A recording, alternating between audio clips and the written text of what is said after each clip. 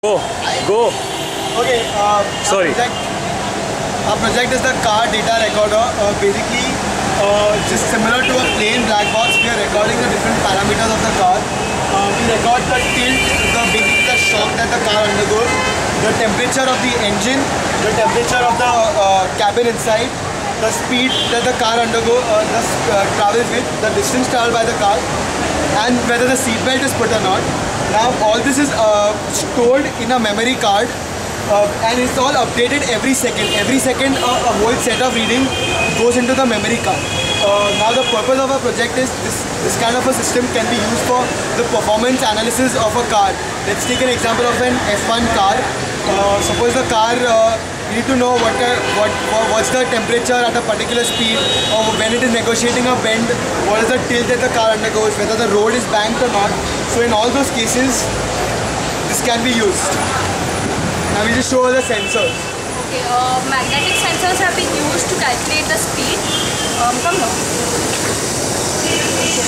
The white thing, this is the magnetic sensor, and we have attached two magnets. Can you see this one?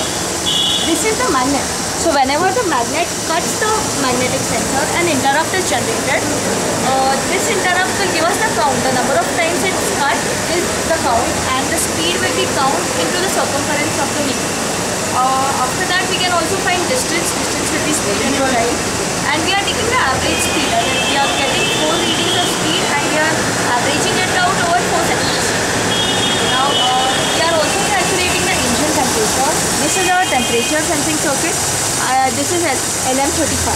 It gives us a reading of 0 to 100 degrees Celsius. Currently, the engine reading is around 70 degrees Celsius. That's our temperature right now.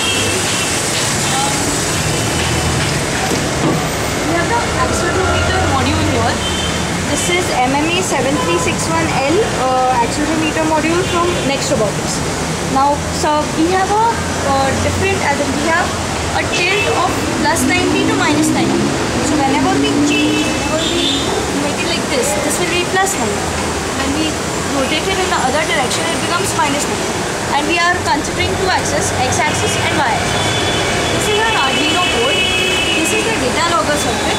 This is where we keep the memory card. Below the data logger circuit is the controller. Below the that is basically ADR3 code. KK will show you the actual real-time implementation. Yeah.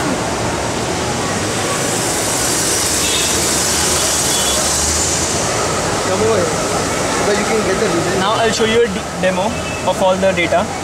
This is a serial monitor where you get the real-time values. The first is a real-time clock. Now a real-time clock is used so that we know at what time, at what date of the month and at what year the events took place. This is the cabin temperature. Right now it's 32.21 degrees. This is the engine temperature, it is 68 degrees. And this will show the speed. Right now it's 0. I'm going to accelerate it right now.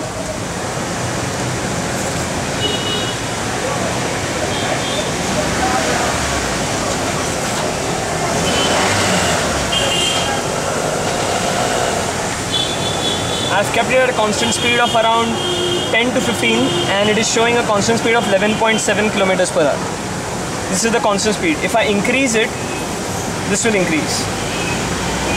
That's going to 14, 20, 23, 26, 30. Now again comes back to 11. Now these readings of speed are more accurate. Reason, the actual sensor in a car is analog, it's mechanical. Whereas this is digital. It counts the number of pulses, converts them by using simple maths formula 2 pi r, and you get the value. So this is more accurate. Then this is the tilt, x-axis, y-axis, as you just saw right here. All this data is getting logged per second into a memory card. That is a memory card, and you can retrieve the data by removing the memory card and then logging, opening an Excel sheet. Why as an interrupt record? If I store the data in a .csv file, a .csv file means comma separated variable. It means that when you put a comma in a programming, the next column of the Excel sheet opens. That way an Excel sheet is opened, and you can also get the graph when you see Excel sheet. Now its actual implementation, and I don't need a laptop to implement this circuit. To power my kit, I can use two ways. One way, I can use the USB here. The other way is, this is an onboard diagnostic 16 pin port OBD. When the car starts, automatically 12 volt come on this port. And also I can put lead acid batteries too, but preferably any supply from this or the USB is preferred. So that's it.